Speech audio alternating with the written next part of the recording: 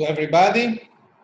First of all, I think that the most important thing is that we are here for the last occasion for this summer, because after the college, after the seminar on women, now we speak about for the first time about football, the most important sport in the world, and that is something that attracts the attention of so many of our colleagues. And in this moment, we have to begin a new part of the history of football and the sport at all, because with the coronavirus, all our life has changed completely. And I think that we have to change the situation of our work. And for this reason, we wanted today to speak about what will happen in this situation, and especially what will happen in the future, in the near future, because many things will change, I think, after the first matches, especially for our work. So now I will give the floor to our two experts and mentors, Kay Rednage and Martin Mazur, that they will speak about all the problems, the history and the problems. And also, before to give them the floor, I want to remind you that the poll to see who will win the Champions League and the Europa League is open. And now you will find also the link on the chat, so you can vote, and the vote will stop at 3 o'clock. And after, we can also discuss about this kind of idea, who will win and why will win, and we will go into technical detail. So now I give the floor to Kay Rednage. Thank you, Gianni. Can everybody hear me out there? Can everybody see me? That's the other question. Perfect. Yes. Perfect. Okay, good. Okay, the second question, which is the great piece of technical expertise that we have here, is whether you can also see my my screen here, which is the other big test. So let's try that. So can you see my main screen or not? Let's see. Not yet, here. Not yet, okay. Let me just go back into it and find the share the screen.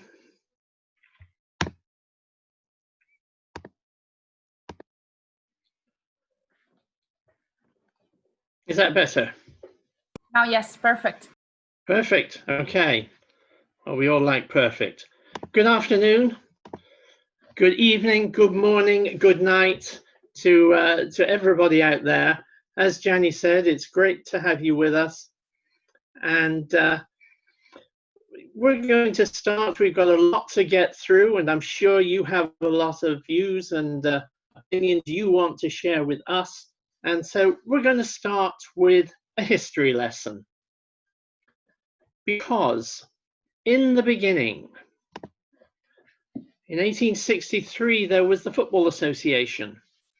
In 1904, there was FIFA, the World Football Federation. Then in 1954, there was UEFA, the European Football Federation. And that illustrates the rapid expansion and the popularity of football, or soccer, or calcio, or football, what's fußball, whatever you like to call it. UEFA was created, very simply, out of problems within FIFA. So you see, problems within FIFA are nothing new. The Second World War had brought about a new world order. Europe's old colonial powers had begun to retreat from their empires around the world, and this led to many newly independent nations in Asia and in Africa. They all wanted a place, of course, at the FIFA table.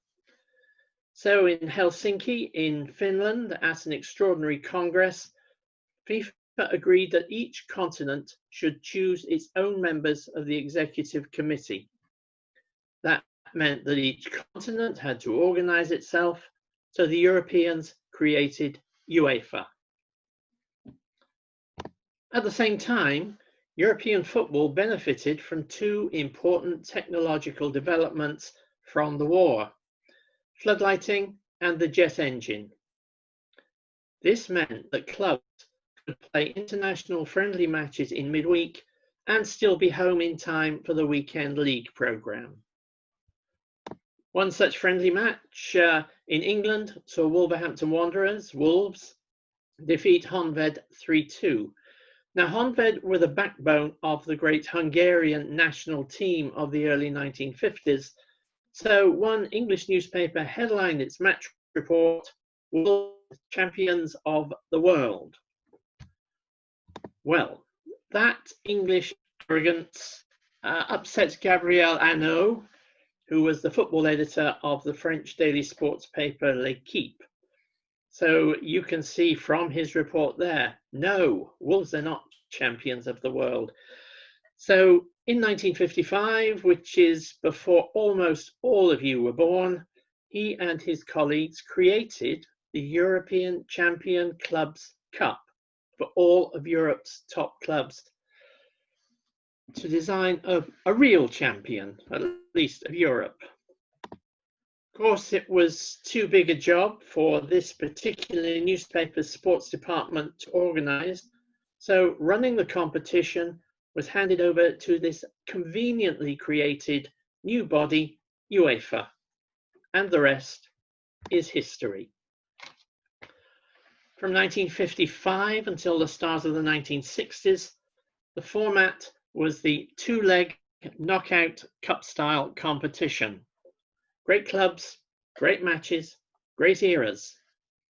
In the 1950s, the Real Madrid of Alfredo Di Stefano, and I'm sure my colleague Martin will point out a little later that in that five-man forward line, there are actually two Argentinians, Di Stefano in the centre and on the left, Jose Hector Real.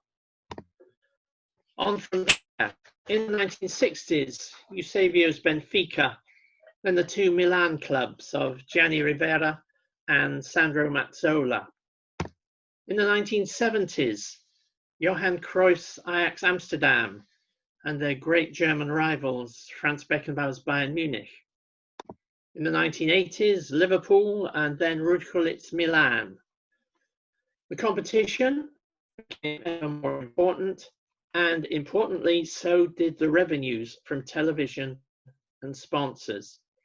So the big clubs demanded a guarantee of regular participation and more matches. Hence the creation in 1992 of the UEFA Champions League, with mini leagues and 2, 3, or 4 clubs from one country. And then, even equally significant, a legal case called the Bossman Ruling, Bossman Verdict, removed almost all controls on the numbers of foreign players which European clubs could sign. That turned the stream of transfers from South America particularly and other continents into a flood. You can see the effect from this picture and these little statistics. At the 1994 FIFA World Cup, 11 members of Brazil's squad of 22 were with Brazilian clubs, half the squad. By time of the FIFA World Cup in Russia in 2018, it was down to only 3 players from Brazilian clubs played for the Brazilian national team. Hence, the UEFA or European Champions League is now unofficially, and don't tell FIFA, it's the world's Champions League. And my colleague Martin Mazur is going to explain what that means in the rest of the world. So Martin, over to you. Thank you, Kier. Thank you, and good morning to everyone. Good afternoon, good evening.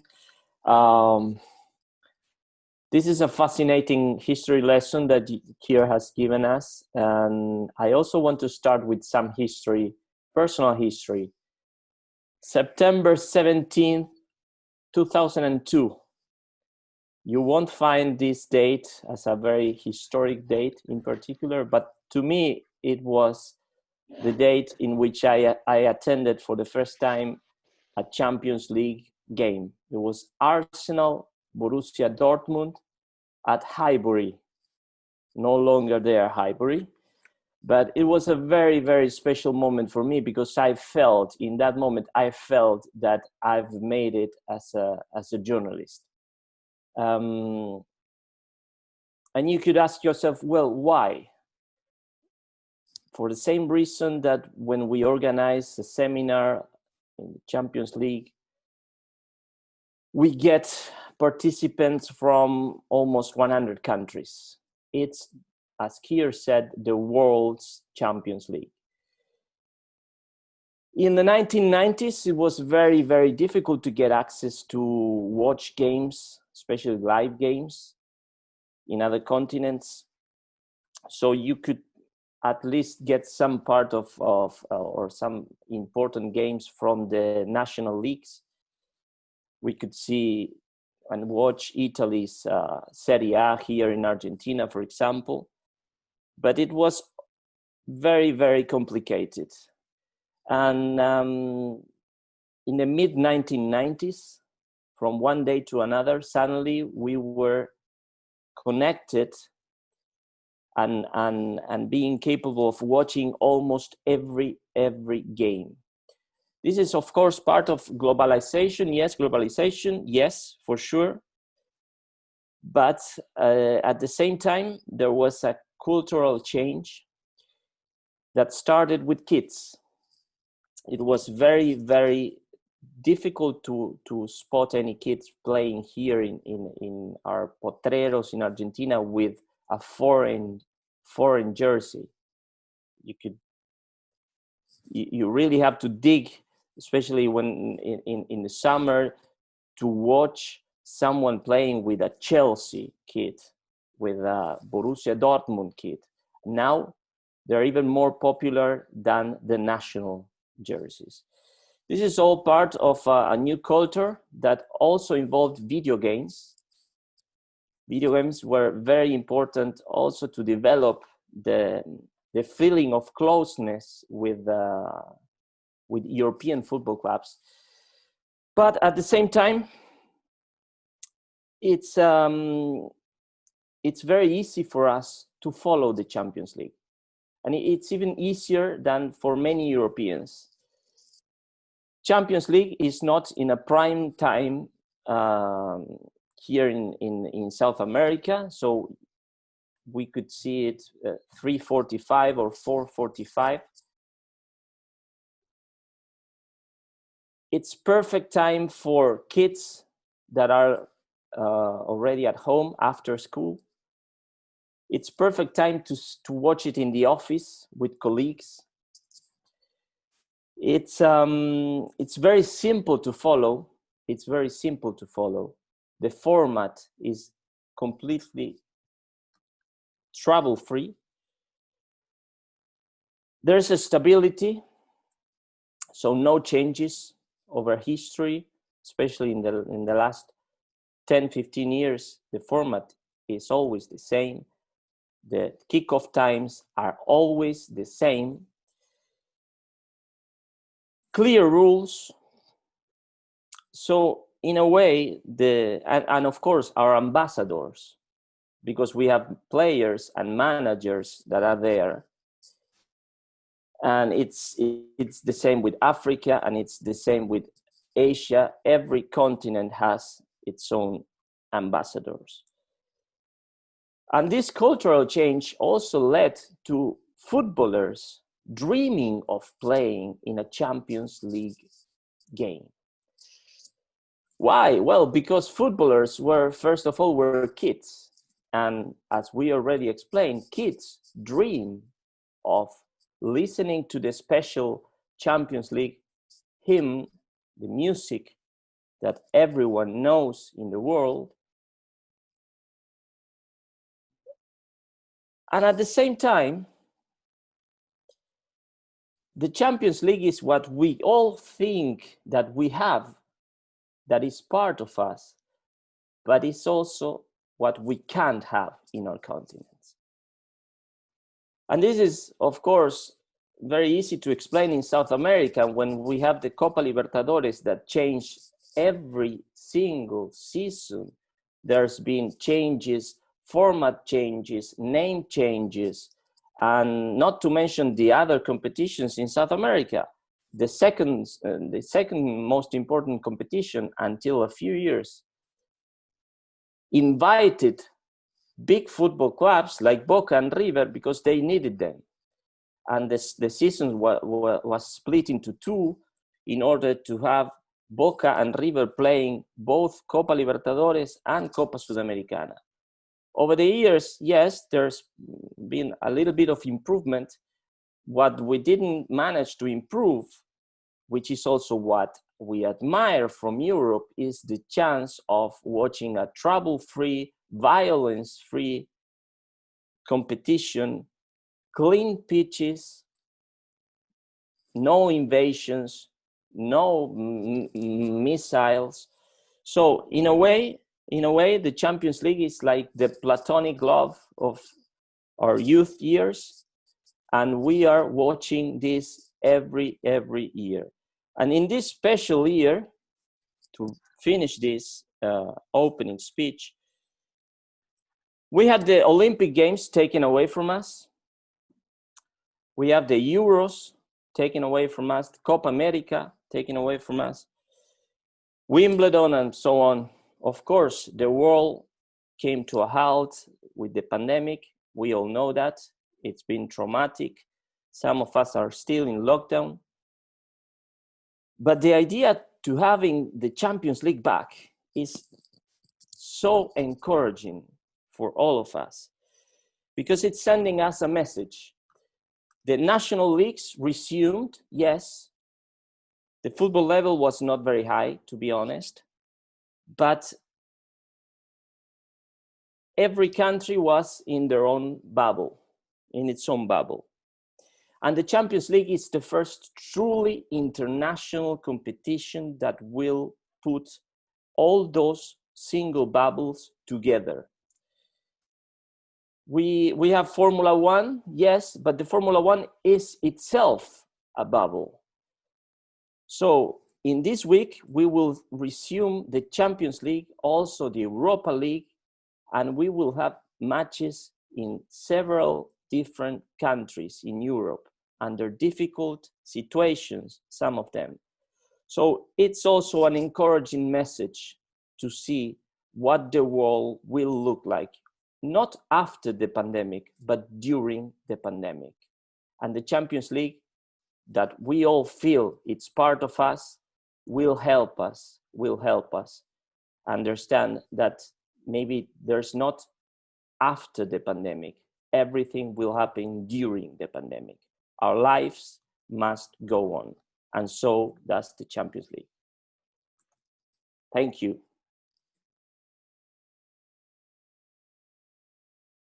Thank you, Martin. Thank you very much. Now I make only an announcement again. You know that we have launched the poll regarding who will win the Champions League and the Europa League. Please vote, because we will close the vote at 3 o'clock. It will be very interesting after 3 o'clock also discussing about what we think that can be our future. And now we will continue with Keir. Keir, the floor is yours. Thank you, Gianni. Thank you, Martin. That was terrific, as ever. Let me just try and get this the screen sharing again.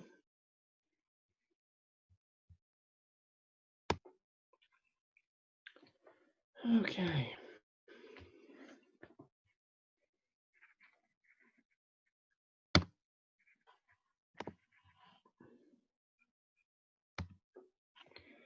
Right, hopefully that's working for all of you. Can you see the screen clearly again, everybody? Someone? Yes, we hope so. Yes, Kier. Good, thank you. Okay, we're going to come up to date. No more history now. We're going to come up to this year, which for all of us has been a unique year for all, I think, the wrong reasons. Obviously, sport has been part of that, and only a tiny part of it. Let's be honest, let's be frank. But sport is what we're discussing, football in particular, and the Champions League. Okay, Alexander Ceferin, the president of UEFA, took a very sensible and pragmatic decision in February when the pandemic of this coronavirus spread across Europe and brought daily life, really, and sport, not only football, to a standstill.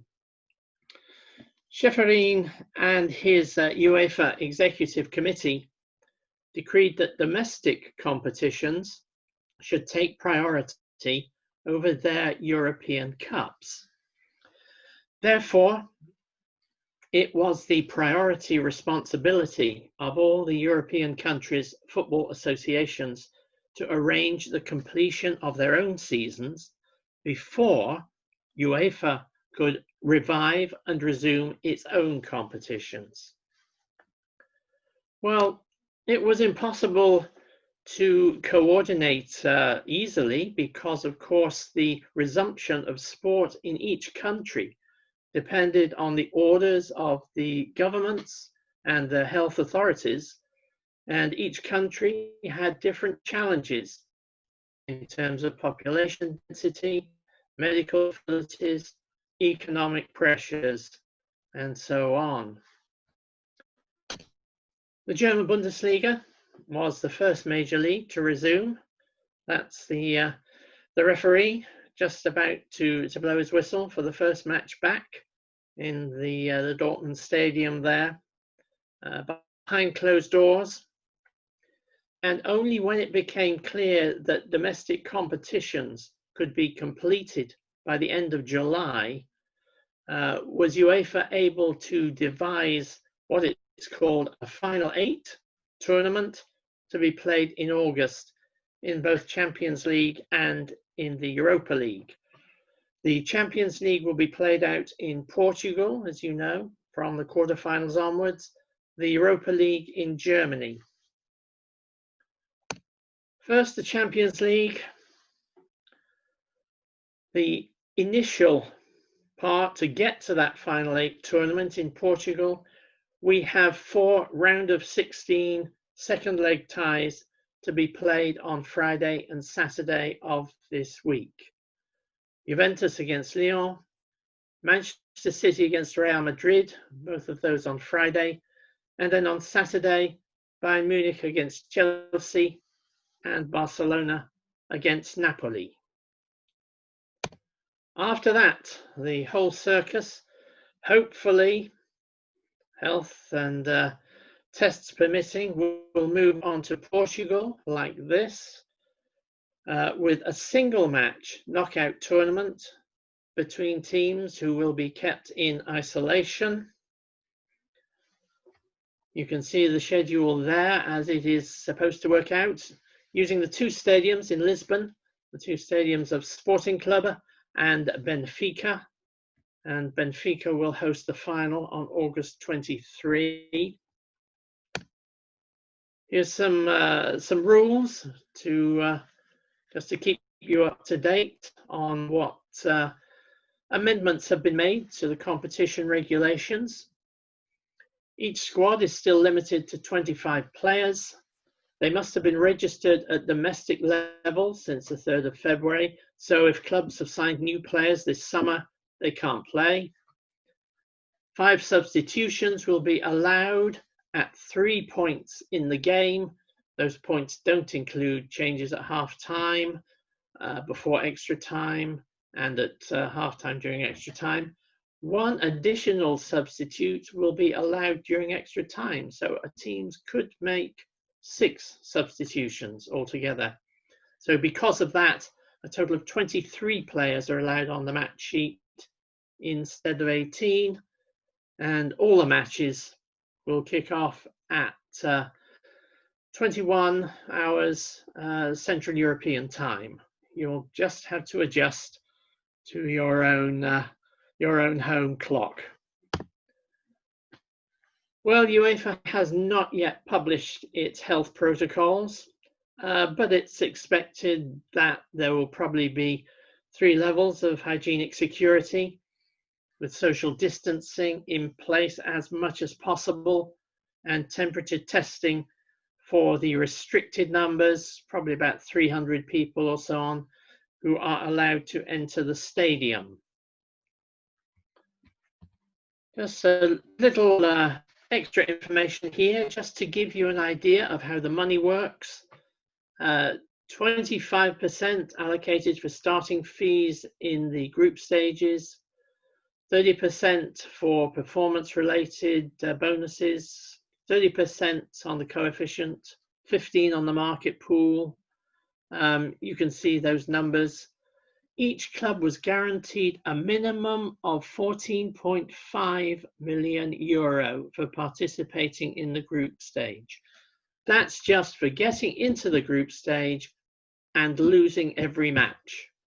So that tells you how valuable the Champions League is, the most valuable competition in football.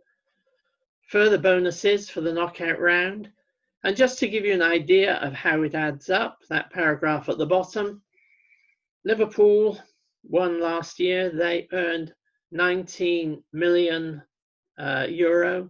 Runners-up Tottenham received 15 million euro.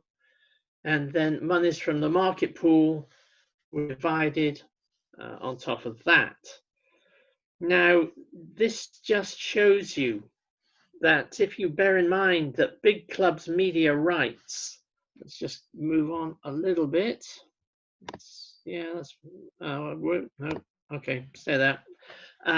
Big clubs' media rights from domestic and European competitions can be up to 50% of their annual revenue.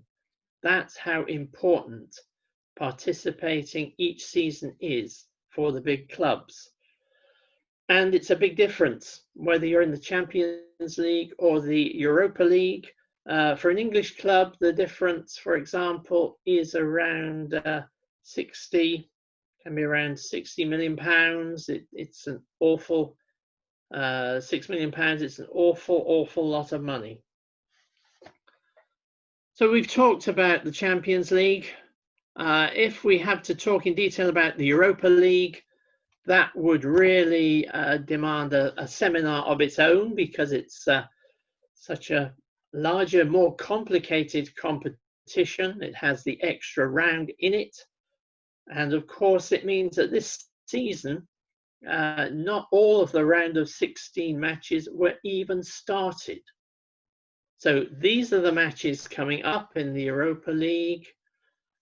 But the match on tomorrow between Inter and Getafe, the match on Thursday between Sevilla and Roma, they haven't even played their first leg, so they are playing single match playoffs to go on into the quarterfinals in Germany on August 10 and 11, the semis August 16, 17, and the final in Cologne on August the 21st.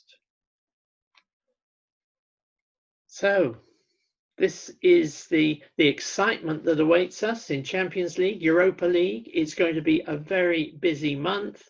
I think it's going to be a very exciting and dramatic month. The idea has even been floated that, well, maybe UEFA could do this every season to round up its competitions. I don't think that will happen, but you never quite know what happens from one season to the next, from 1 year to the next, as we all know ourselves.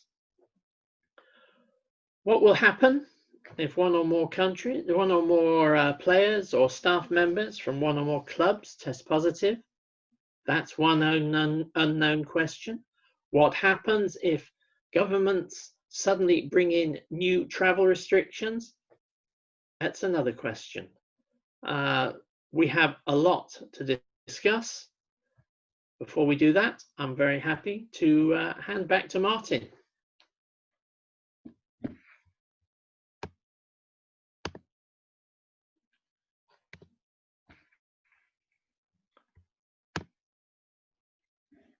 Thank you, Kier.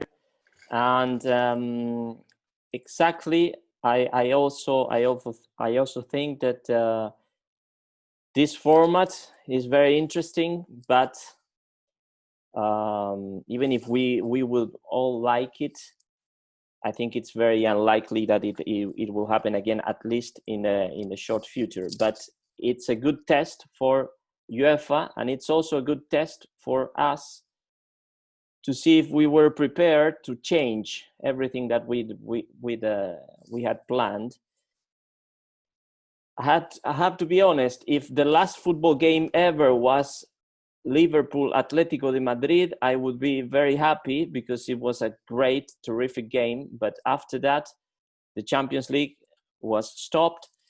And on April the 1st, it was announced that until further notice, there will be no more international European football. And now I would like to present a little bit of a game, but it's also a very dynamic presentation to review the Champions League season, because in the end, we've all forgotten how it started. And so in 26 letters from A to Z, I would like to share my thoughts about this season's Champions League. Here we are.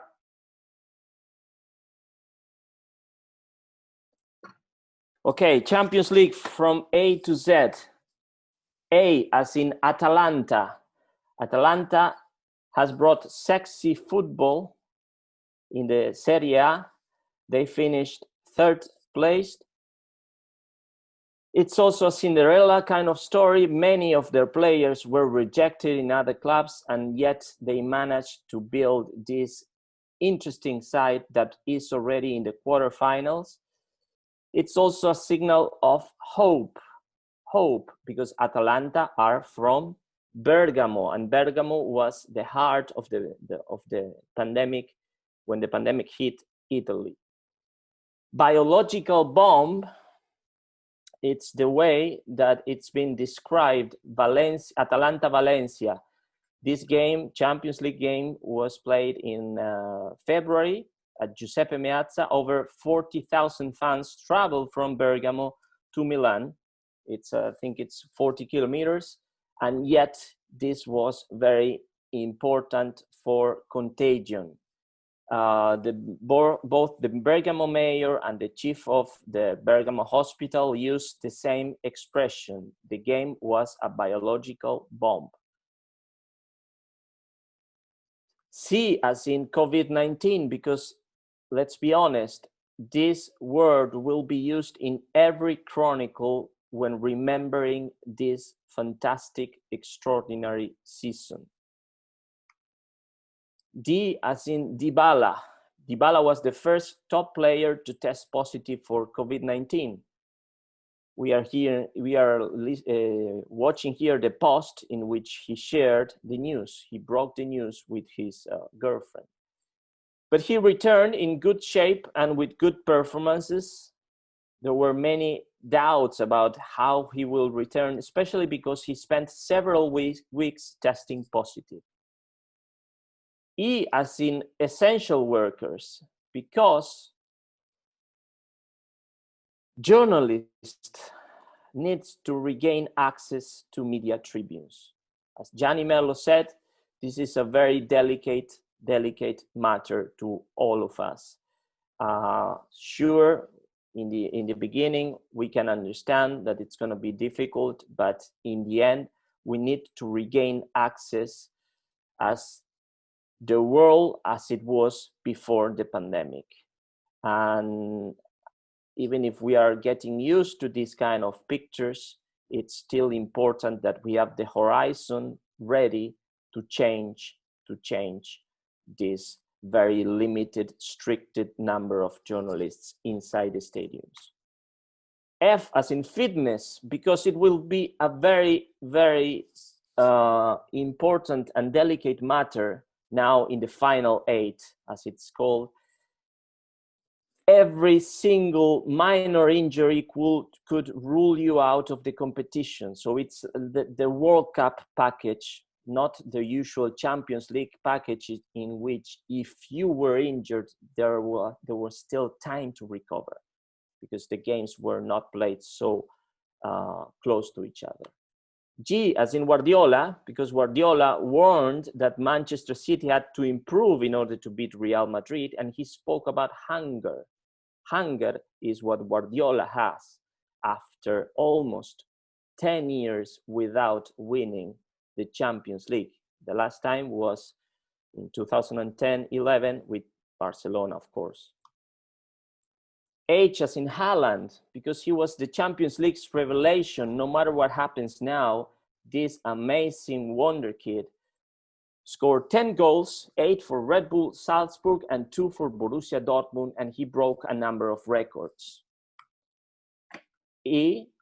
For Istanbul. Istanbul was supposed to be the final. No one remembers that now, but yes, the final should have been played on May the 30th. And UEFA made the official announcement of Lisbon on June the 17th. So here's also a good lesson to all of us. Don't rush. Don't rush. It's what UEFA did, trying to wait and see what happened. Juventus, because they were champions again, 9th time in a row. Cristiano Ronaldo also broke a number of records. Some of them were even from Sivori times. Sarri's won, Maurizio Sarri won the first league title, and also they conceded many goals, too many goals. So they have to come back now from a 1-0 in Lyon. Will they make it? Ni, because this is also one thing that we will remember when the season restarts now. Black Lives Matter movement takes the center of the stage. We are watching here Liverpool, the last Champions League winners, taking a knee, saying enough is enough. Football clubs and organizations supported this kind of protests. It's a very good thing that it happened, because in the past, when you had a political or social message, you could even get banned or suffer some sort of fine. But will something change? The knee is very nice thing to do, but will something change? We'll have to see about that, especially about racism. Lisbon, because of course it's the final will be, and the final 8 will be played in Lisbon. Benfica's Estádio da Luz is the one that will host the final. They already hosted the final of Euro 2004 and Champions League 2014. It's also a very nice symbol. Da luz means light. It's the light at the end of the tunnel. M as in mockery, because Paris Saint-Germain mock Haaland after qualifying for the quarterfinals. Not just with this picture, but several times individual pictures as well. Haaland had scored the 2 goals in the first leg. And we have to remember, Haaland is 19 years old. So it was a complete lack of class for these European underachievers, because Paris Saint-Germain has not won until now any significant trophy in Europe. And yet it was not a nice picture to watch. Napoli, because it's their best Champions League season ever, and maybe we had forgotten about that. Only 3 times they had qualified for a round of 16, One was in the old European Cup with Maradona. Gattuso also led them to win the Coppa Italia. So very nice season from a very exciting Napoli side. O as in Oblak, because Simeone compared him to Messi after he became the king of Anfield. 9 saves against the Liverpool Champions League winners. And this is my favorite photo. Look at the faces of all the Liverpool players in disbelief. This guy was impossible to beat. Van Dijk is jumping here, but there's nothing you can do with a one hand save by Oblak.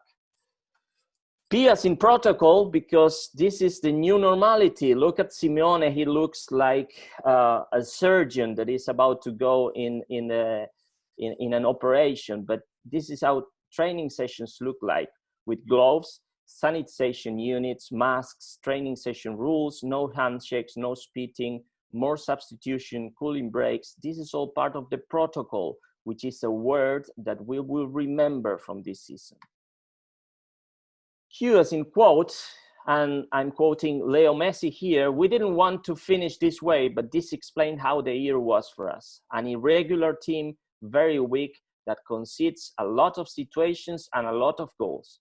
They beat us with intensity, with willpower. So very critical Leo Messi speaking about Barcelona and how Barcelona thrown away the league in Spain, and now they still want to go through the next round. Will they make it? Quique Setién, of course, is in under big pressure.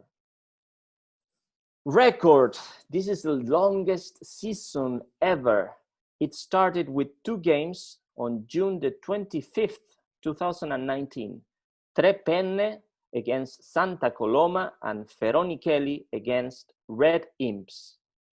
The season will finish on August the 23rd, so almost 14 months of the longest season ever. S as in super spreader, also a new word that this pandemic has brought to us. And the super spreader so far are Bayern Munich. They played 7 games, they won the 7 games, they scored 27 goals, and Robert Lewandowski scores every 48 minutes. So 11 goals for him in the Champions League in 6 games and 43 in 51 games in the season. T as in thank you, because this is the campaign launched by UEFA just a few days ago to thank the key workers on the front lines of the pandemic. The message thank you will be printed on t-shirts. You will see it in when before each game, and also there's a social media campaign in which the players thank their workers in their own language. Here, Sergio Ramos in Spanish. U as in UWCL, UEFA Women's Champions League, because if we have to speak about the Champions League, there's also the Women's Champions League, and we shouldn't forget about that. The Champions League will have its own final 8 in Spain, Bilbao and San Sebastian. Lyon can win the 5th title in a row. Atletico qualified for the first time to the quarterfinals. And also a nice thing, 5 out of the 8 teams are part of the men's competition as well. So a good signal that they are working well, both in women and men. V as in VAR, because it was the first full Champions League season to have VAR. Still, it's not implemented in Europa League full season. And there were also many concerns about VAR not being operative after the pandemic because of social distancing. W as in Timo Werner, because he joined Chelsea from Leipzig in a 50 million pound move. He scored 93 goals in 157 games for Leipzig and 34 goals in 45 games this season. But he chose to go to Chelsea, and of course, he won't be able to play for Leipzig or for Chelsea the quarterfinals. Xavi. Why Xavi? Because in a Barcelona crisis season, Valverde was sacked and Quique Setién is under pressure. So the Al Sadd manager now in Qatar is always a solution as a dressing room peacemaker. You will listen to Xavi's name if Barcelona don't qualify for the next round. Youngest, this is Julian Nagelsmann, and he guides Leipzig to a historic place. Nagelsmann is the youngest manager in the Champions League, 33-year-old, just now in July. And of course, Leipzig are also the youngest club. They were founded in 2009, and they achieved consecutive promotions until reaching the Bundesliga and the Champions League. And finally, Zidane informed Real Madrid win La Liga, 10 victories in a row. Very, very good comeback from Real Madrid. But can they do it also in the Champions League? And one final question, what will Zidane do at the end of the season? There are many rumors about him leaving. No one knows because Zidane doesn't share his thoughts with anyone. So we will have to see what happens. But this guy, remember, is the one that won 3 consecutive Champions League. Just 4 years ago, he started his amazing career from being a caretaker manager to one of the most important managers in the world. So thank you. These were 26 minor bullet points about this Champions League. And now back to Gianni. You know, it's very difficult to come after the passionate, the poet, the romantic Martin, that he has had only one mistake, that he went too quick. And unfortunately, the translator in Spanish, that is his own language, were in problem. So I think that when you have to express your feeling, please go slower for the next, when somebody will ask you something, your opinion, because they were in trouble. But I think that now you have a better view, that you are listening, the better view about these 2 tournaments, Europa League and Champions League. We have the historical moment and also the technical moment. Now I remind you that you have other 5 minutes to vote for the poll, who will win the Champions League and who will win the Europa League. Now the girls will put again on the chat the link. So if you have forgotten, if you were too emotional and you have forgotten to find the right answer, now you can go. You have still 5 minutes. And I want also to remind something regarding what will happen in the stadia in the next matches. I think that for now, there will be only 25, 30 journalists allowed in the stadium, because this is to follow the rules that are in the country in which the match is hosted. So I think that for us is a great problem, because for the biggest match, 25 or 30 journalists are not enough, especially when the journalists after are also indicated by the club. And this is a lack of freedom in some way. So I hope that after the first test, this kind of match, the number can rise, as it happened, for example, in Italy at the beginning when they begin again the league. In the first match, were allowed only 25 journalists and few other photographers. But after 1 week, it was possible to go to 50 and to enlarge also the number of the photographers. Yes, we have to follow the rules of the medical expert. But I think that in an empty stadium, there is a lot of space for us where we can allocate, now that there is internet and the full internet is given to everybody. And even if we have not the full desk, we can try to work anyway. But because the problem is also the body language, because following a match from a television, where the television give you only some images, what they like, and to be at the stadium is completely different. And we have to defend this position. And after, there is another problem that is regarding the press conference. For now, the press conference will be on this kind of tools, Zoom or other platform. And what is sure is that only the people that are accredited will have the possibility to make the question to the player or the coaches. And this will happen through Interprefy, the same company that is helping us today with the translation. So in some way, we are making a test also for them. And I think that this is very good. And all the other journalists will follow the press conference without possibility to make question on the channel, UEFA channel. These are the last news that I think that it was important to give to you.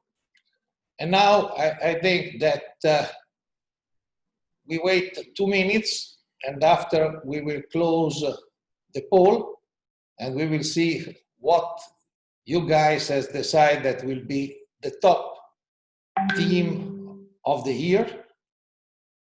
And I want to remind you after that when you want to take the possibility to speak, you have to raise your hand, and you can find on the chat all the procedure that you have to follow. It's not difficult. Now I think that I can begin. We can begin to give the floor to the first, a guy that was also with us during the college, the British goalie. You can open your microphone. Thanks, thanks very much, Gianni. And it's great to see you, Martin. Great to see you, Kier. Really interesting presentation as always. You have to make your voice louder, please. Kier, especially go slow for the translation. Go slow, please. So Kier, in the last slide of your presentation, where you spoke about the finances involved, that seemed particularly interesting to me, given the fact that financial fair play, of course, has been in. I am, of course, talking about the CAS verdict to overturn Man City's 2-year ban. Now, UEFA would say that financial fair play has introduced an amount of financial stability to European clubs, whereas 10 years ago, they were making losses of 400 million euros. Profits now are in the region of 1.4 billion euros. The fact is that Man City, of course, were accused of manipulating some of their sponsorship with both Etihad Airways as well as Etisalat, which appears to be a telecom company, which again has ties to the ADUG, which is the Abu Dhabi United Group, which is the company through which Sheikh Mansour actually owns Man City. CAS, of course, voted in a 2-1 majority to overturn the ban, not because of the fact that they found irrefutable evidence, as Man City had been alleging, but because these particular allegations were time-barred by the statute of limitations, as these allegations were in excess of 5 years since the allegations were made. So plenty more questions than answers. There were certain questions also about Rui Botica Santos being appointed as the chairperson for this particular panel, rather than that being selected, that position being selected by the chair of the CAS's own appeals arbitration division. So I think quite broadly, my questions to both yourself, Martin, and Kier are, what are your views on this particular verdict? And where does this leave financial fair play for the Champions League moving forward? Okay. Yeah, Sid, thanks for the question. Thanks for being with us. Terrific. Yeah, the Manchester City case was followed very closely, I think, around the world because of the impact, because of the complexity of it also. My opinion of it is that in the end, the decision was a technical one. In some ways, neither UEFA nor Manchester City came out of it well, but in a sense, both of them came out of it with some sort of positive result. City employed a very expensive team of lawyers who were able to make the best of their case, and most importantly for them, they were able to overturn the 2-year suspension which had been imposed on them. From UEFA's point of view, I think the concept of financial fair play remains intact. It's been very important. It's been very successful. But I think what the Manchester City case showed up is that UEFA has a lot of work to do in terms of the detail of the regulations, how they work. In also, not only does UEFA have to close the loopholes, but it really does have to address the suspicion that many people have in the game that UEFA is a bit soft on the big clubs and tough on the small clubs. So issues coming out of it, financial fair play, positive and to continue, but it does need to be improved, to be smartened, to be refined, to be amended. Okay.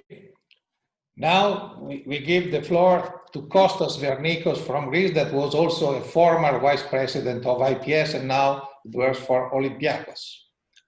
Kostas, open the microphone. Yes. Hi, Mr. President. First of all, I would like to congratulate you and the staff of AIPS for all these tele-meetings and tele-discussions, very helpful for all of us. I feel very happy and very grateful because I've spent close to 25 years working close to UEFA Champions League. In the beginning as a commentator, as a producer in Athens final 2007, Milan-Liverpool, and then working with the club. Is the past, the present, and the future of Champions League and Europa League. And we have to sign that UEFA did an excellent job because they started from the scratch, 1992-93, together with a company based in Lucerne, Team Marketing, and they packaged the product on a very good way. And then they started sales rights all over the world. And even within the deepest crisis, the deepest financial crisis in the world, they increased the revenues for UEFA and for the clubs, even now, even during the last decade and even now.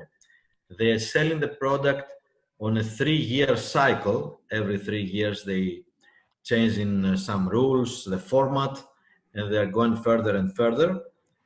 Now we are, as you know, all of us know, in a very crucial time, waiting the test till the end of, not the end, till 23 of August.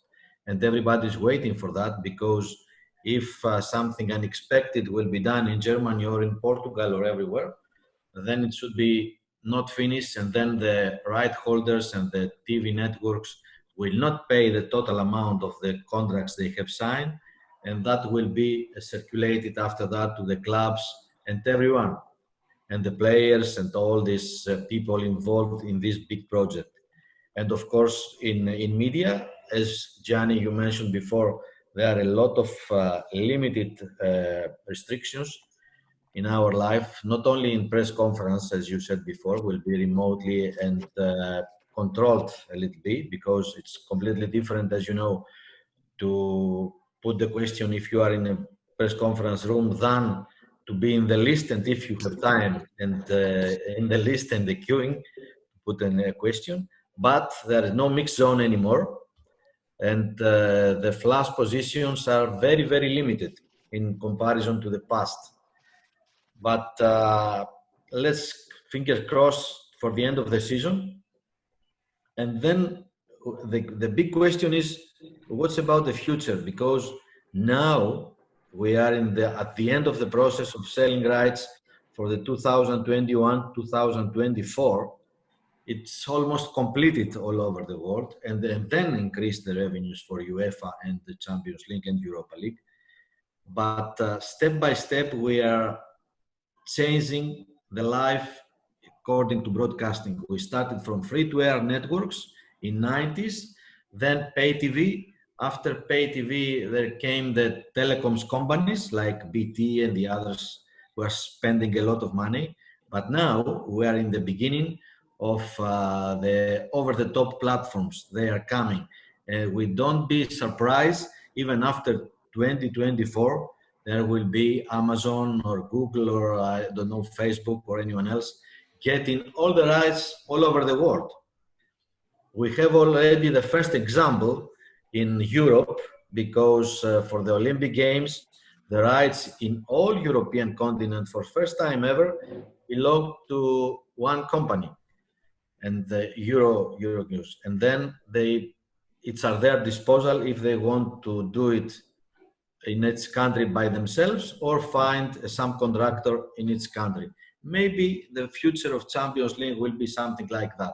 And of course, UEFA is under great pressure, as the majority of us know, because the big clubs especially in United Kingdom, Spain, maybe Germany and Italy, are pushing for more revenues and increasing the gap from the richest clubs and the not so rich clubs. And UEFA try to find the balance, increasing something for them and the others.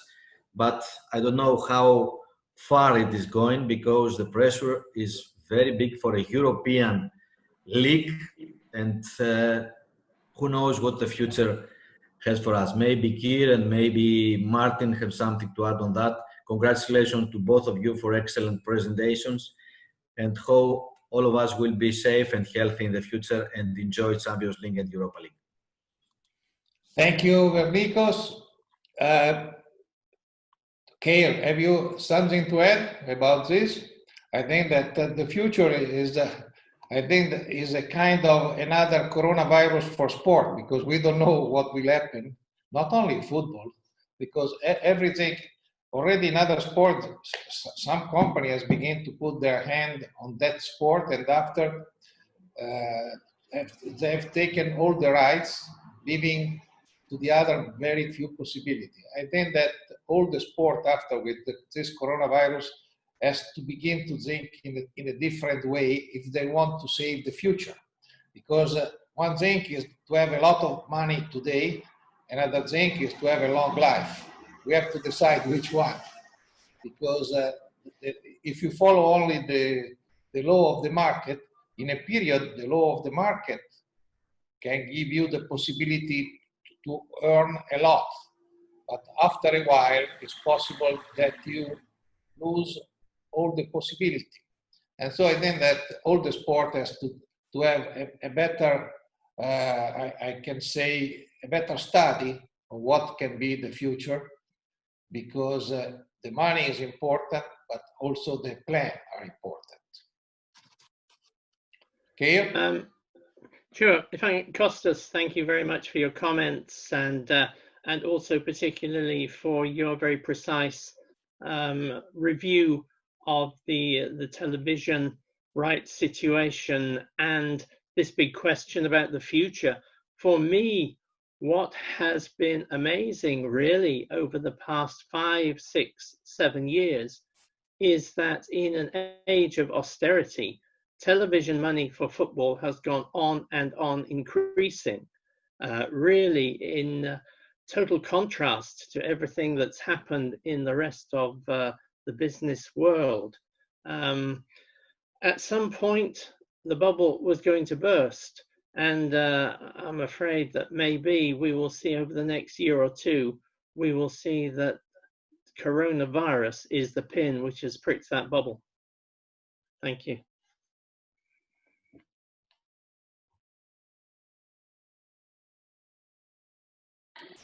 Yes, Martin, have you anything to say about this? Thank you, Costas. And I think Kier said exactly what is happening with TV money.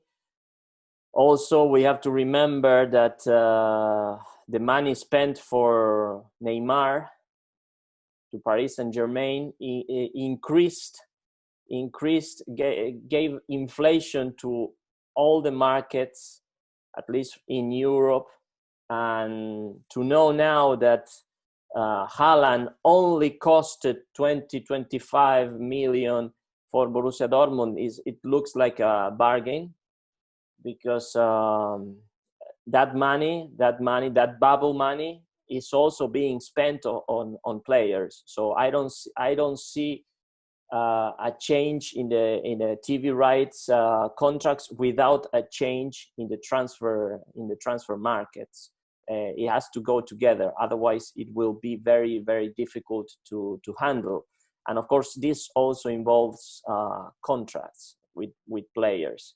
The kind of money that they are earning now,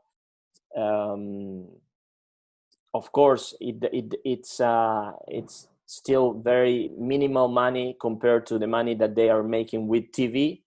But what happens if that TV bubble explodes? Well, we have to see about that. Thank you, Costas. Thank you, Martin. That I want also to remind you that today there was the news that even NBC is possible that with the IOC will renegotiate the money that they are giving for the Olympics. So I think that the matter is very hot in this moment. And now we go to another man that is very important journalist in South Africa and is member of our jury for the awards. And I go to Mark Gleason. Mark? Grazie, Gianni, and hello to everybody. I just want to ask a quick question to the two gentlemen. Do they think that an expanded Club World Cup would ever threaten the Champions League in terms of worldwide popularity? And from what you know, particularly Kier, are UEFA a little bit nervous about an expanded Club World Cup, or are they just laughing at this as a silly project? Hi, Mark. Nice to see you down there. Hope you're well. Well, Gianni Infantino, the president of FIFA, has this pet project to expand the Club World Cup. Yes, UEFA is nervous about it. UEFA is worried that that will draw away some of the available sponsorship and media money. And Infantino has been talking informally with some of the major clubs about his idea. He had hoped that the Club World Cup, his new Club World Cup, would take off next year, that it would be staged in China, where FIFA has some very important sponsors. But the pandemic really has vaporized that concept. I think FIFA has a problem with the Club World Cup. I really think it does. I think maybe it tried to go too far too fast. It had to do something with the present competition, which has been unsatisfactory. I don't think necessarily Infantino's 24-team competition was the answer. But at some stage, he will come back with something else, and UEFA and the big clubs will come to terms with it. I think, from the point of view, if you are Real Madrid or Barcelona, then you will be very happy to play as many big competitions as you can for as much money as you can. For them, the only thing that matters really is not the number of matches or how many games they have to force their players to play. It's the revenue they will take home at the end of it. And that is why UEFA does have a challenge on the horizon.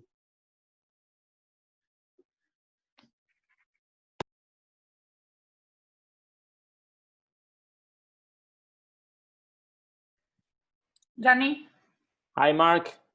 Yes.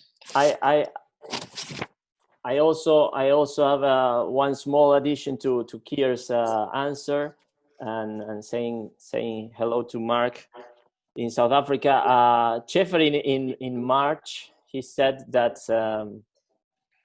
UEFA shouldn't be ashamed of generating over almost $4 billion and having I think it was a 28% revenue in just one season. But he criticized FIFA, and he said that when profit comes before purpose, football is in trouble. So this was a direct mention to the FIFA World Cup club that you mentioned, and in the end, I think UEFA kind of won, because this competition won't take place this year, and UEFA managed to show some muscle by organizing this that is going to be followed much more, I think, that the World Club the World Cup club. In South America, the old Intercontinental was like the maximum competition that a player or even a fan was dreamed of winning, the Intercontinental. And in Europe, it wasn't. It was winning the Champions League or the European Cup. The Intercontinental was something else, but not the final objective. And in South America, it was.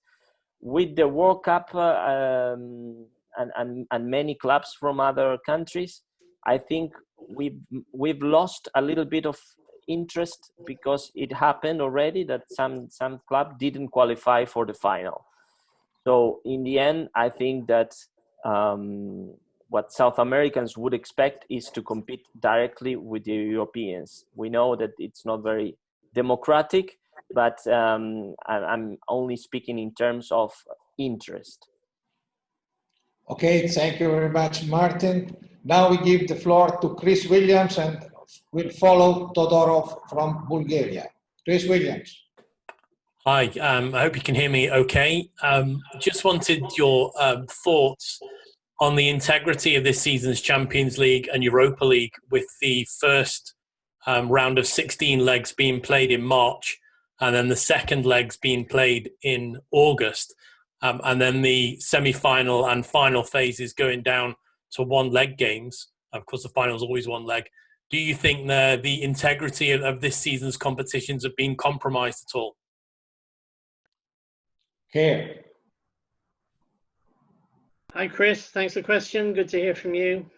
I think it is what it is. And I think it's remarkable in a sense. I mean, there is still an if they are able to finish both competitions, I think that will be quite some achievement. And in a few years' time, when you look back at the record books, you will see the name of the winners, and you know, it will just go down in the list of winners. So I don't think the integrity of the competitions is seriously damaged. At the end of the day, these are, to one extent or another, knockout competitions. You know, one matches can be very important in the mini leagues, in the knockout stages. So no, I think the integrity survives, because these competitions are still likely to be finished. Martin?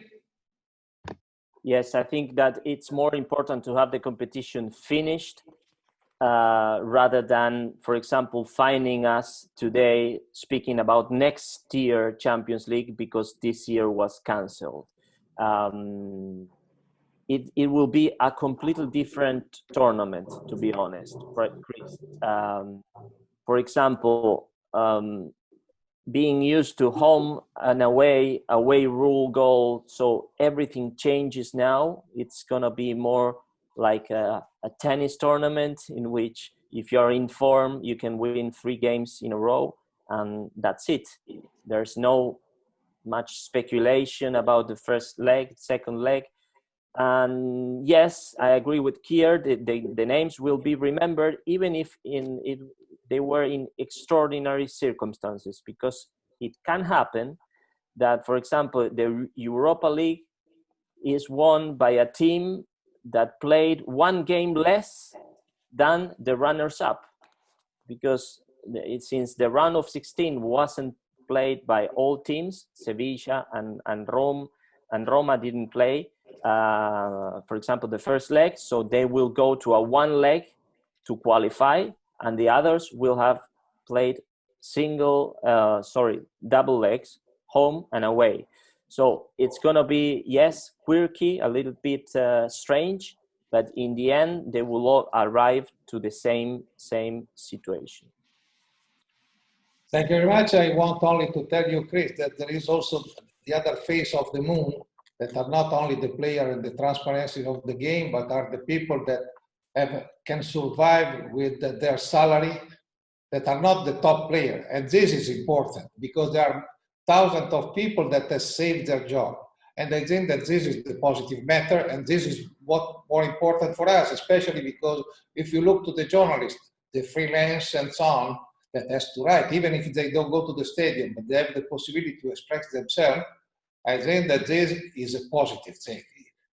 And the transparency of the game is always the same, because, you know, there was also in the Olympics 2 boycotts, but the winner of the boycott, they became stars in the world. And who cares about the boycott? So let's go on. And now we have Naiden Todorov from Bulgaria. Hi all, it's great to be together one more time. Congratulations to our friends from AIPS for this amazing work during the hard months. Congratulations to Martin and Kier for sharing the additional knowledge today. But Houston, we have a problem, and thanks, Johnny, that you're starting to talk about this problem, the accreditation for the sport journalists for the final stage of the Champions League this year. And if I can describe the problem from my point of view in one word, maybe it would be discrimination. If I can make a transformation from A to Z, the great presentation of Martin, maybe I will move from E to D, from essential workers to the discrimination, because maybe for the final stage, there will be only representatives of 6 countries who will be let to be accredited for this final stage.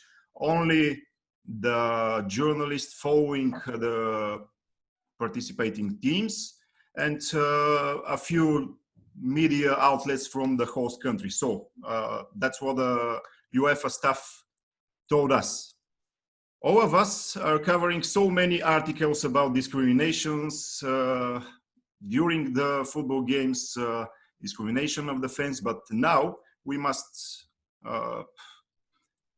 talk about discrimination about sport journalists, because if I want to be there in order to show to my audience how is the football going, how the resumption of Champions League is going after the coronavirus or during the coronavirus, I will not be led to do it, or I must only be in front of my TV and be something like a spectator or a copy-paste journalist, but I'm a real sports journalist. So it's not the problem about me.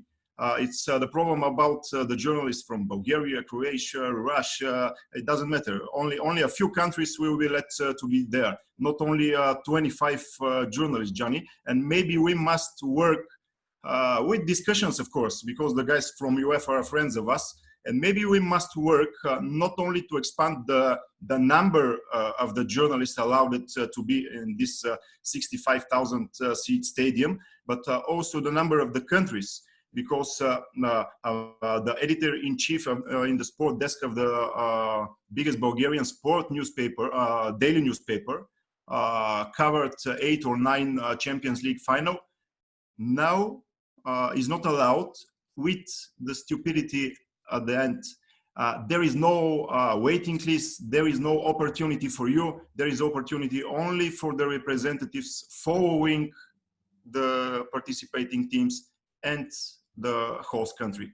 So maybe this is the problem, not only for the Champions League and for the final stage now, but a problem for our future, because after the coronavirus, we must talk also with UEFA, with FIFA, with all the sports organizations, because the resumption of the sport, the resumption of the Champions League, is a great thing, but we must fight also for the resumption of the sport journalism as we know it. Thanks.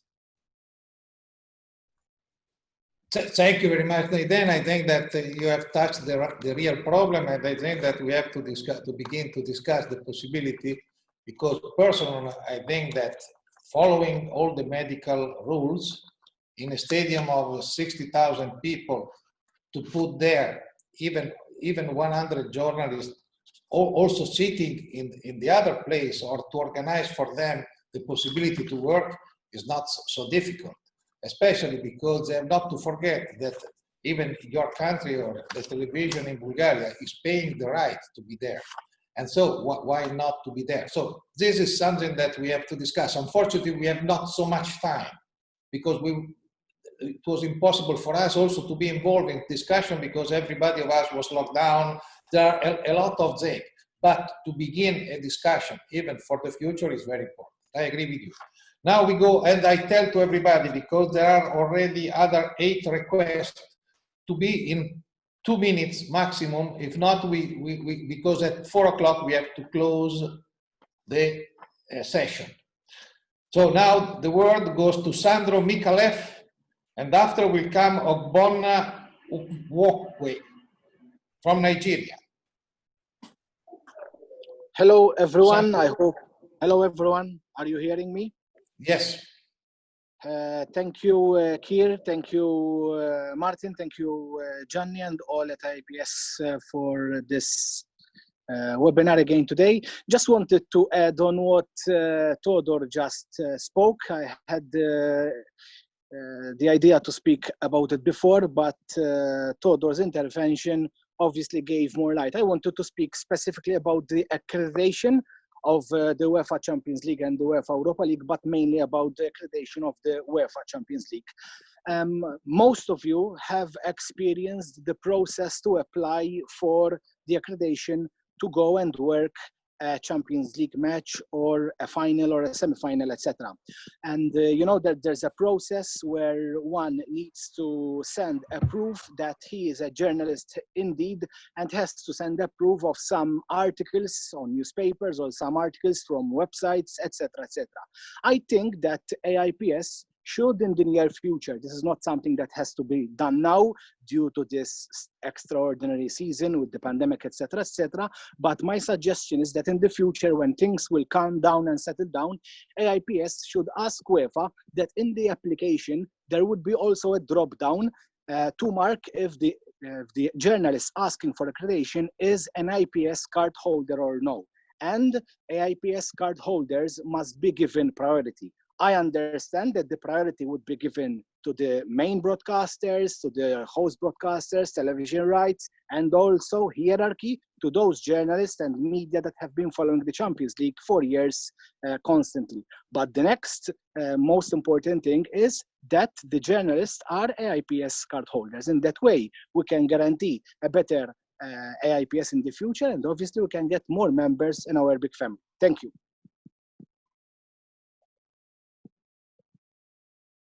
The word to Ogbonna. Ogbonna, are you there? Ogbonna, you have to open your microphone. Hello. Hello. Yeah. Can you hear me? Can you hear me? Yes. Okay. But stay Thank closer you. to the microphone, please. Hello. Thank you, Mr. President, and the co-host. I just want to give a little suggestion concerning the UEFA Champions League, and I agreed with what Neda Todorov has said. he has a point in what he was saying concerning the representative, the IPS that are going, the journalists that are to go for this, to represent people in the UEFA Champions League. And what he was saying, I agree to that, because during this pandemic, I think the games that have been played was played indoors without the fans. So I think concerning the UEFA Champions League, as it is about to resume, I was saying that they should allow at least more journalists to go into the stadium to be able to, give people feedback concerning the UEFA League, Champions League, how it's going. And what I want to say again is, since this pandemic, I know things have not been very much fine, and things have been very, very weird. So I know the Europa League and the Champions League and the FIFA as a whole, no much sponsors from around the world because of the pandemic.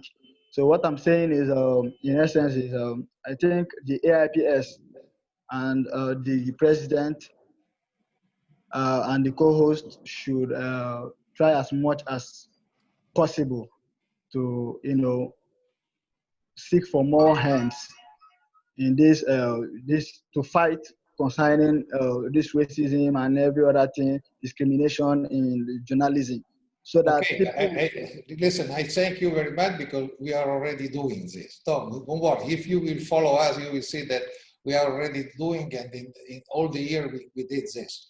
So now I give the floor to Sounar Alali from Syria. Sounar is there?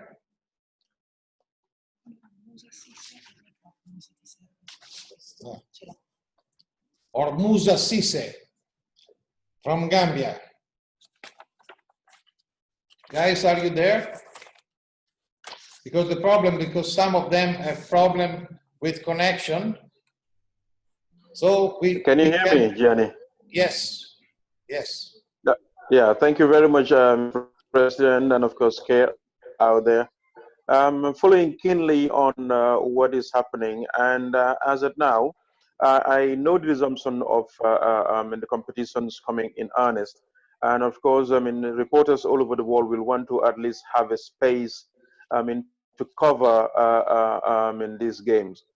Is there any possibility by the observers, UEFA, to have a limited number of journalists, because the stadiums would stay empty, but there is enough spaces in which the journalists and of course the press boxes might be occupied, because there's good spacing in the press boxes. Is there any possibility of IIPS, Gianni, trying to get in touch with the UEFA to see how best we could have access to have these kind of spacings in the competitions as they unfold? Thank you. Yes, I thank you very much. We have already spoken with them. The problem that we have to see what will happen in the first matches of the Europa League tomorrow night, to understand exactly what it happened. But the big problem is with the law of the country that is hosting the event. If the medical security will allow you to make some change on the protocol that was already signed. We will try to do our best. So now I want to know, Sounar Alali is there from Syria. I know that there are some difficulties in contacting. If not, there is Andrés Cosio from Colombia. Andrés Cosio, are you there? Buenos días. Buenos días. Me gustaría hacerle una pregunta a Martín, teniendo en cuenta su conocimiento acá en la Copa Libertadores y Sudamérica. ¿Cómo cree que va a ser el regreso para los periodistas en zona mixta, zona de prensa, en la Copa Libertadores? Y si cree que es justo el regreso de la Copa Libertadores el 15 de septiembre, teniendo en cuenta que en países como Colombia, como Argentina y como Chile, las competiciones todavía no se han reanudado. Muchas gracias. Gracias Andrés por tu pregunta. Voy a responder en inglés. I will answer in English. Copa Libertadores, it's a very interesting question to understand why this Champions League is also a kind of miracle in itself. Because when Champions League announced that it will be played in Lisbon in Portugal, Portugal didn't have many cases. But the problem is that countries that didn't have many cases back then in June, then started to have more and more cases. So it's exactly what was happening in India, in Argentina. To announce one and a half months before that the competition will take place, it was a risky move, but in the end, here we are. And in South America, unfortunately, no matter the announcements, and now the announcement that CONMEBOL will pay for the flights of teams, competition hasn't started. This was the intelligent move by UEFA to say that in order to complete the season, first they needed to complete the national competitions. And here in Argentina, and I'm sure in many countries, first of all, training sessions hasn't resumed. So without training sessions, you cannot have a serious competitions, first of all.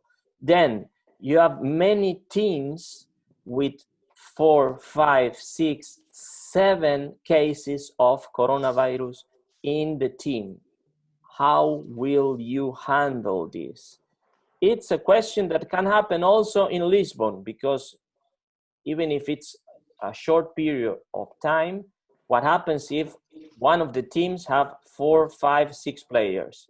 This is a question that we should ask in advance, and we are hoping to read the UEFA protocol to know how will they handle this. I'm sure that they have it ready in the protocol. There will be some specific rule, but I don't see the possibility of resuming the Copa Libertadores, at least in the dates that they announced, because it's not going to be possible. Thank you. Thank you. Now, the microphone to Kenia Torres from Honduras. Muy bien. Hola Yanni. Hola a todos y todas. Un gusto saludarles. Soy Kenia Torres, coordinadora de la Asociación de Prensa Deportiva de Honduras. Felicitaciones de nuevo, Yanni, por este tipo de seminarios, este acercamiento, el aprendizaje que hemos tenido este día de nuestros brillantes expositores. Y la pregunta es para cualquiera de ellos. Con este formato tan extraño de la Champions, por la situación que ya todos comprendemos, partidos sin público, futbolistas sometidos asiduamente a pruebas PCR para evitar, por supuesto, contagios. ¿Creen los expositores que todo este tema irá en detrimento del fútbol espectáculo? ¿Qué pasará con el fútbol espectáculo en esta Champions? La consulta es para los panelistas.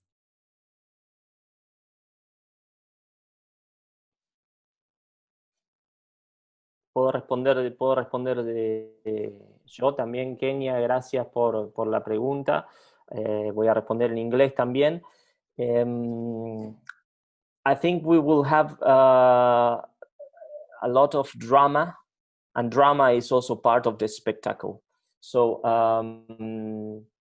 the drama of a World Cup, the drama of elimination, sudden elimination, just one mistake can lead you to elimination.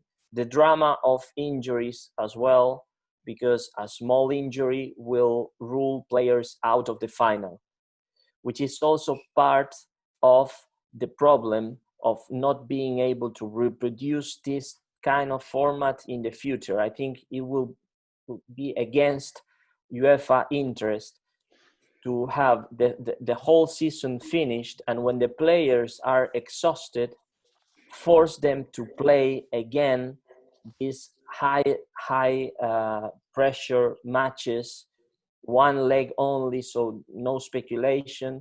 And in the end, will the stars arrive in the final? Will they be ready for the final? What happens if we have, for example, I don't know, Barcelona and Juventus, but without Messi and Cristiano Ronaldo? It will be a shame. It can happen, of course, in a normal season, but it's more difficult because players are adjusting themselves, balancing in order to be ready and be fit for the final.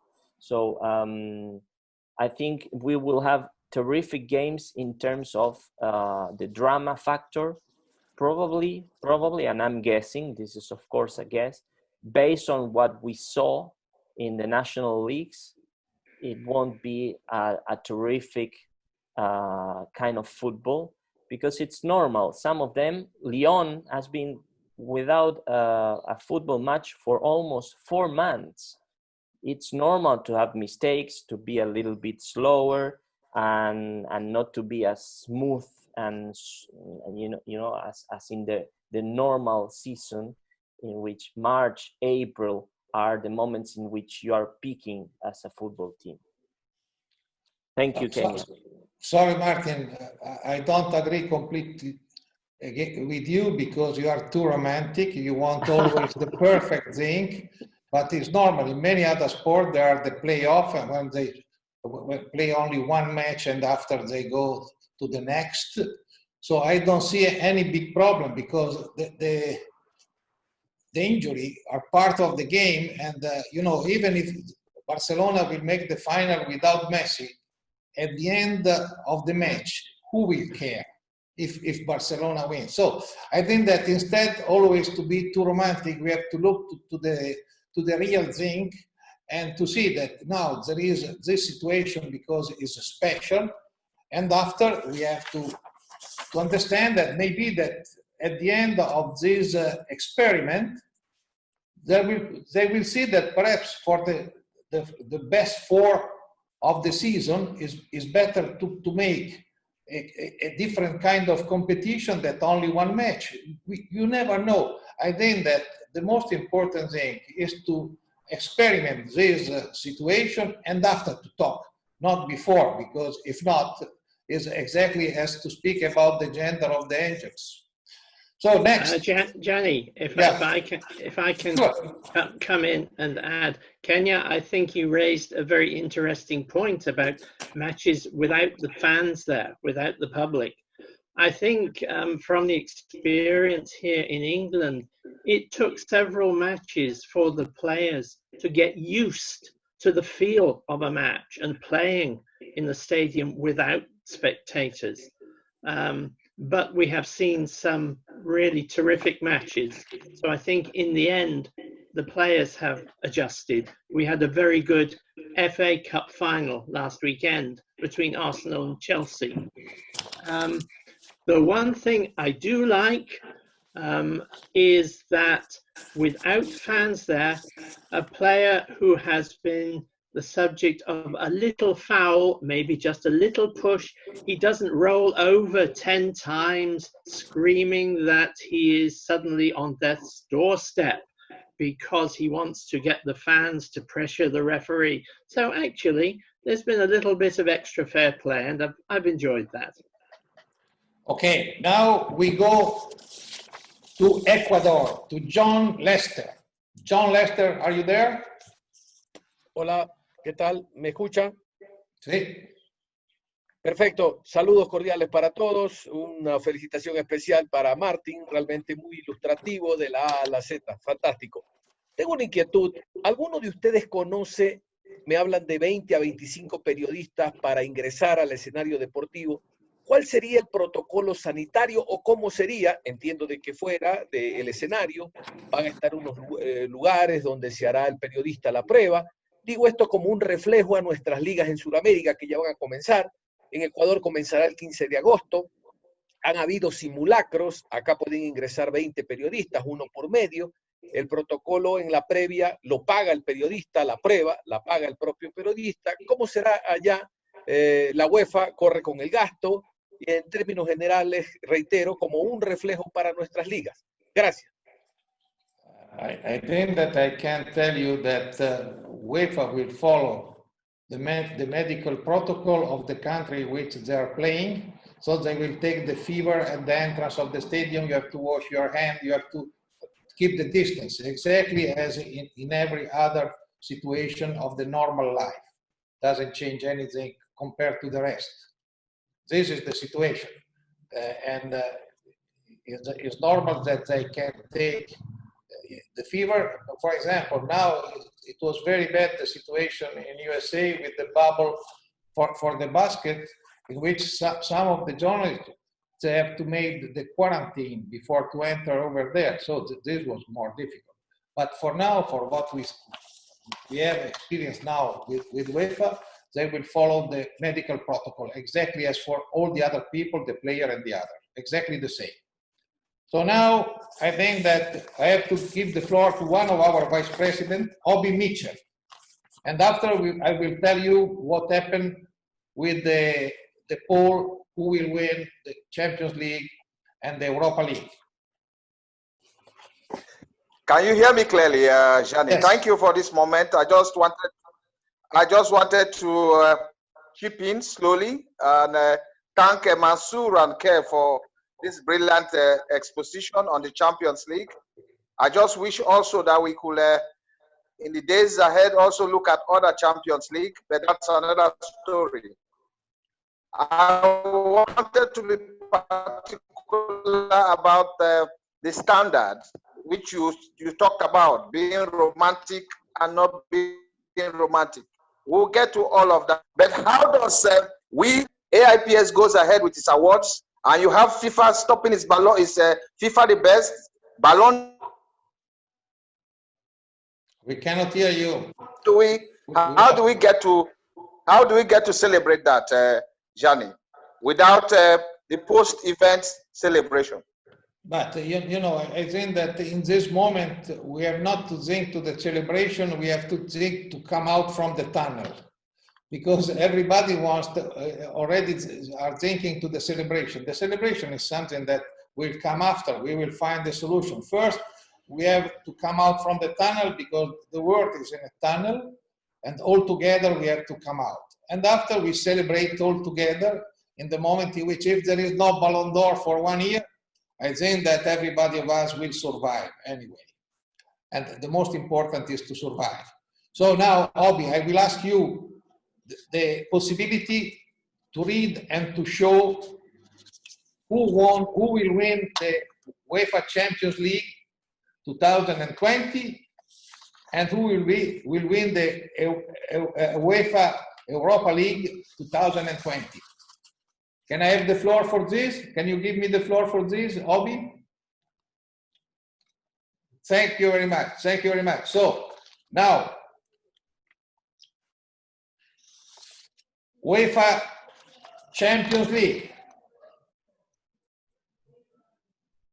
Make big. This was the percentage. And first and the final will be Bayern Munich against Real Madrid. Third place for Manchester City. Fourth for Juventus. Fifth for Barcelona. Sixth Atletico. 7 Paris Saint-Germain. 8 Atalanta. And 9 Chelsea. This was the thing that was chosen, because there you see only the percentage, but you can see that Bayern Munich has received the 24.8% of the vote. And this is a big achievement for Bayern, and Real Madrid second. The final, Bayern Real Madrid. For the UEFA Europa League, let's go to the second. With 41.1% Manchester United. The final will be Manchester United and Inter Milano. Third is Sevilla. Fourth, Wolverhampton. Fifth, Bayer Leverkusen. Sixth, Rome. 7 Olympiacos, 8 Istanbul, and Besiktas, and 9 Linz. So I think that I don't know how many will agree with this choice. It looks that for Europa League there are more votes for one team that in UEFA Champions League. We have received the people that has valid vote was 135. Some of you were too shy to vote because was a live vote. And so I think that what is it?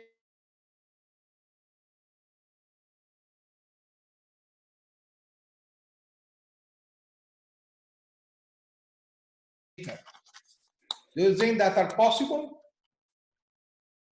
Well, maybe it is. Maybe it isn't. I think it's unlikely, frankly. I think there are other teams there who have other talents and likelihoods of getting through to the final. What is your final?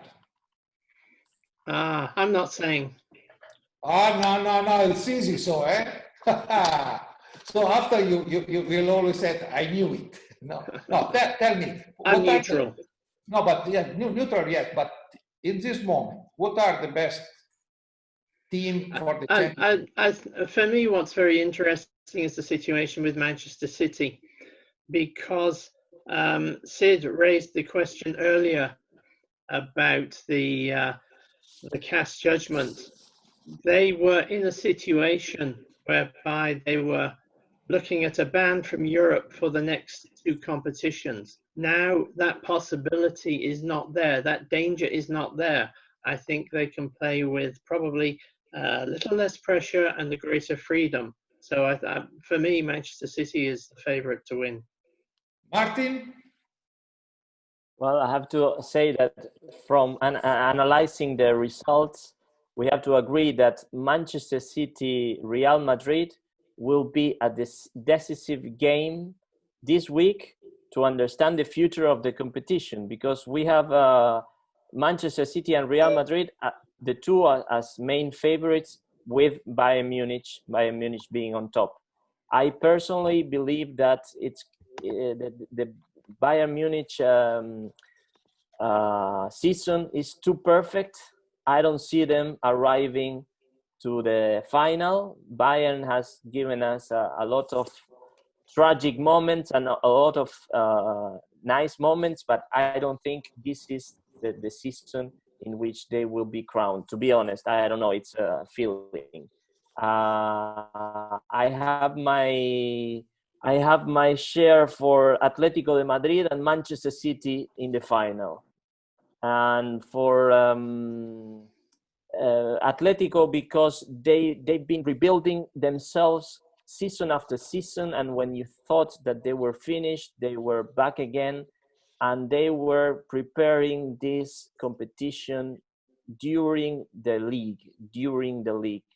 While the other two were fighting to win the league, they were preparing this competition. And in Europa League, Inter, I think they are my favorite. The final with Manchester United is possible because it's already easy to say from which side they will arrive. So it's possible to see Man United in the final against Inter. But again, I don't think Man United will make the final. I think, Gianni, if I can just come back with one technical point, it would be impossible to have a final between Bayern Munich and Real Madrid, because if they win their quarterfinals, they will meet in the semi-final. No, but this is a I took I'm sorry to introduce a note of reality into the discussion. No, but is that the second choice is Real Madrid or the other. But for example, it's impossible. We couldn't ask in this pool who would be the final, but I am surprised that nobody has spoken about a nightmare for many teams, because the next match that we will see between Paris Saint-Germain and Atalanta will say us something. Because Atalanta is a nightmare for all the Italian teams, so it's a problem I don't see Juventus this year, but you never know. I think that in this kind of tournament, everything is open, but this was the choice that was done by the journalists there around the world, and we accept this kind of prediction. So somebody has failed, but somebody can say, I knew it. And we are just at 4 o'clock. We were perfect in timing. And as a referee, I can whistle and to say thank you to everybody and goodbye after August, after the Champions League and after the Europa League. And we will understand who was right between Martin and Kerr, that they predict something. Kerr is more cautious because it's better never say before, no? It's better always say after. But I think that today was very interesting. I must thank all our teams that are here working because they work very hard to create this. And I think that Mapi, Matteo, Georgia, Steffi, and Chibu has done a great job with us. And we will see again, I think, in September, October for other initiatives. So thank you to everybody and have a nice August with the Europa League and with the Champions League. Ciao to everybody. Ciao, ciao, ciao.